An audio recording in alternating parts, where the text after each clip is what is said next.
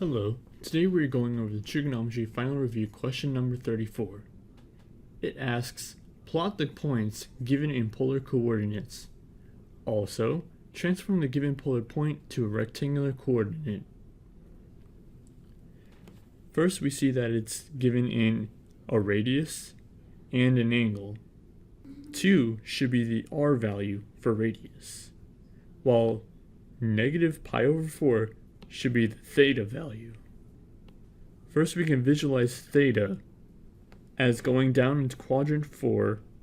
Next, we can visualize the radius r moving in that direction of theta, negative pi over 4. From there, we plot a point at the end of that radius, and that should be our polar point. Next, we want to transform our polar coordinates into rectangular, or known as x and y. It'll be easier to visualize this with a reference triangle. Here the hypotenuse, 2 is equal to r, and an angle, theta is equal to negative pi over 4. In this case, we can imagine it as just pi over 4, no negatives. Here let's use the legs of the triangle as our x and y coordinates. In order to find the x value, you have to use the cosine of theta and the radius. To find the x value, you have to first realize what the cosine is. It'll be rendered as x over radius.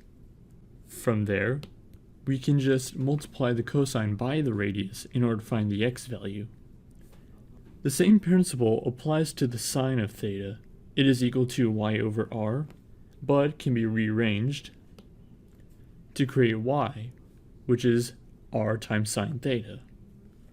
So now that we know the equations for the x and y values, let's solve for the triangle. 2 times the cosine of negative pi over 4 is equal to x. So let's evaluate that cosine. X should be equal to 2 times the square root of 2 over 2.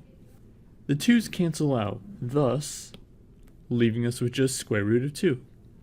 Now for the y value, it is equal to 2 times the sine of negative pi over 4. Let's evaluate negative pi over 4. Here we have 2 times the negative square root of 2 over 2.